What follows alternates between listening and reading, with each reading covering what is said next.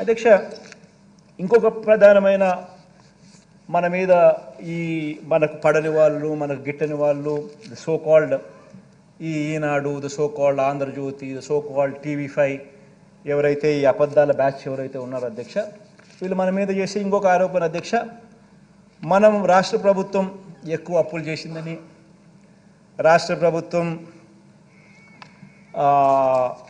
విపరీతంగా జగన్ హయాంలో అప్పులు చేసిందని వాళ్ళు ఇష్టం వచ్చిన నెంబర్లు కూడా చెప్తూ ఉంటాడు అధ్యక్ష. వాడు 10 లక్షల కోట్లు అంటాడు, వాడు 13 లక్షల కోట్లు అంటాడు. నోటికి హద్దు పొద్దు లేదు. నోరు ఏ మాదిరిగా తిరిగితే ఆ మాదిరిగా చెప్పే కార్యక్రమాలు జరుగుతూ ఉన్నాయి అధ్యక్ష.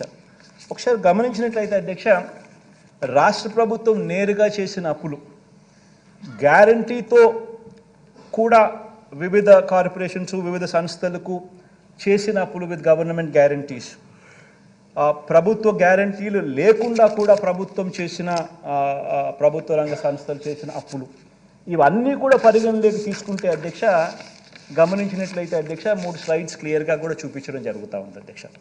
అధ్యక్ష, ఇవన్నీ కూడా తీసుకుంటే అధ్యక్ష విభజన నాటికి అధ్యక్ష, విభజన నాటికి గమనిస్తే అధ్యక్ష, ఫస్ట్ కాలం అధ్యక్ష విభజన నాటికి స్టేట్ గవర్నమెంట్ డెట్టు, తర్వాత రెండో కాలంలో విభజన నాటికి 1,18,050 కోట్లు స్టేట్ గవర్నమెంట్ డెట్ ఉంటే అధ్యక్ష, స్టేట్ గవర్నమెంట్ గ్యారంటీడ్ డెట్ మరో 14,000 కోట్లు. మొత్తంగా చూస్తే debt government, state government debt, state government guaranteed debt రెండు కలిపితే 1,32,000 రాష్ట్ర విభజన టయానికి ఉంటే, చంద్రబాబు నాయుడు గారు మే 2019 అంటే తను దిగిపోయేసరికి మే 2019లో ఆయన దిగిపోయాడు అధ్యక్ష. మన ప్రభుత్వం వచ్చింది జూన్లో వచ్చినాం. మనం వచ్చేదాకా కూడా చంద్రబాబు నాయుడు హయాంలో ఒకసారి గమనించినట్టయితే 1,32,000 non government guarantee det of public sector undertakings, అవి కూడా కలుపుకుంటే అధ్యక్ష ఇంకొక 21,000 కూడా, అది కూడా కలుపుకుంటే టోటల్గా ఏ రకమైన నువ్వు ఏ భూతద్దం వేసినా, ఏం మ్యాగ్నిఫైయింగ్ లెన్స్ పెట్టి ఏం ఎతికినా, ఏమున్నా కానీ స్టేట్ గవర్నమెంట్ డెట్ కానీ, స్టేట్ గవర్నమెంట్ గ్యారంటీ డెట్ కానీ, స్టేట్ గవర్నమెంట్ గ్యారంటీ లేకుండా తెచ్చిన డెట్ కానీ, పబ్లిక్ సెక్టర్ అండర్టేకింగ్స్ తెచ్చిన డెట్ కానీ ఏది తీసుకున్నా కూడా అధ్యక్ష, రాష్ట్ర విభజన టయానికల్లా 1,53,000 కోట్లు డెట్ ఉంటే, చంద్రబాబు నాయుడు గారి హయాం దిగిపోయే టయానికి 4,12,288 కోట్ల రూపాయలు చేసి దాన్ని ఆయన దిగిపోయాడు. అంటే 1,53,000 కోట్లను కాస్త 4,12,288 కోట్ల రూపాయలు చేర్చి ఆయన దిగిపోతే, మనం 4,12,000 కోట్ల రూపాయలు డెట్తో మన ప్రయాణం ప్రారంభించాం. ఇప్పుడు అది 7,03,000 కోట్లకు డెట్ కనిపిస్తూ ఉంది.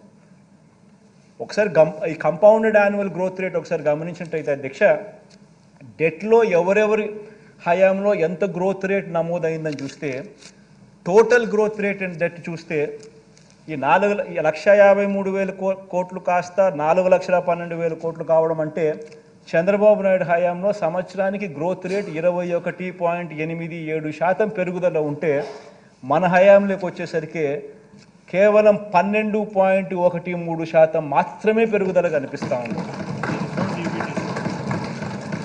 పైగా అధ్యక్ష, చంద్రబాబు నాయుడు టైంలో బటన్లు లేవు, స్కీములు లేవు, మంచి చేసిన పరిస్థితి లేదు, మంచి చేసిన చరిత్ర లేదు. కేవలం అప్పుడు ఉండింది DPT, దోచుకో పంచుకో తినుకో. ఒక ఈనాడుకింత, ఒక ఆంధ్రజ్యోతికింత, ఒక TV5కింత, ఇంకొక దత్తపుత్రుడికింత, ఈయన ఇంత, జన్మభూమి కమిటీలు ఇంత, ఇంతే. ఈ నీళ్ళు మొత్తం పంచుకునే కార్యక్రమం తప్ప ఎక్కడా కూడా బటన్ నొక్కడం కానీ, ప్రజలకు పేదవాళ్ళకు పోవడం కానీ, అక్కచెల్లెమ్మలు ఖాతాల్లోకి వెళ్ళడం కానీ ఎక్కడా జరగలేదు. ఏ అవ్వాతాత కూడా సంతోషంగా లేదు. మన హయాంలో అధ్యక్ష కోవిడ్, ఇంతకుముందు నేను చెప్పినా కదా అధ్యక్ష, ఎటువంటి పరిస్థితుల్లో మనం వచ్చినామని చెప్పి. కోవిడ్ వల్ల ఆదాయాలు తగ్గినాయి. కోవిడ్ వల్ల ఆదాయాలు తగ్గినప్పటికీ, కోవిడ్ వల్ల ఇంకా అదనపు ఖర్చు పెరిగినప్పటికీ, అన్నీ జరిగినప్పటికీ, ప్లస్ ఎప్పుడూ ఎవరు ఊహించని విధంగా బటన్ నొక్కే కార్యక్రమం మనం తీసుకొచ్చినప్పటికీ, ఇన్ని లక్షల కోట్లు మనం ట్రాన్స్పరెంట్గా ఎక్కడ కరప్షన్ లేకుండా వివక్ష లేకుండా ట్రాన్స్పరెంట్గా మనం పారదర్శకంగా ప్రతి అకౌంట్కు మనం చేర్పించిన పరిస్థితుల్లో ఇంత చేసినప్పటికీ కూడా చంద్రబాబు నాయుడు హయాంలో 21.87% compounded annual growth rate of debt ఉంటే మన హయాంలో కేవలం 12.13% మాత్రమే ఉంది అధ్యక్ష. ఇది నిజంగా రికార్డ్ అధ్యక్ష. నేను చూపించినవన్నీ కూడా దిస్ ఇస్ ఇది RBI data, CAG data, state budget documents ఇవన్నీ ఉన్నాయి. ఎక్కడా కూడా దీంట్లో అవాస్తవాలు ఏం లేవు. అసెంబ్లీ ముందర ప్రవేశపెడుతున్నాం. స్టేట్ డెట్టే చూసుకుంటే అధ్యక్ష మామూలుగా స్టేట్ డెట్ అంటారు. State government debt, state government guaranteed debt అని యూజువల్గా ఆ రెండు మాత్రమే పరిగణలోకి తీసుకుంటారు. ఆ రెండు మాత్రమే యూజువల్గా పరిగణలోకి తీసుకున్నా కూడా అక్కడ కూడా చూసుకుంటే 1,32,000 రాష్ట్ర విభజన అప్పుడు మనకు అప్పులుంటే రాష్ట్ర విభజన నుంచి చంద్రబాబు నాయుడు గారు దిగిపోయే మే 2019 నాటికి 3,31,000 కోట్లకు పెరిగింది.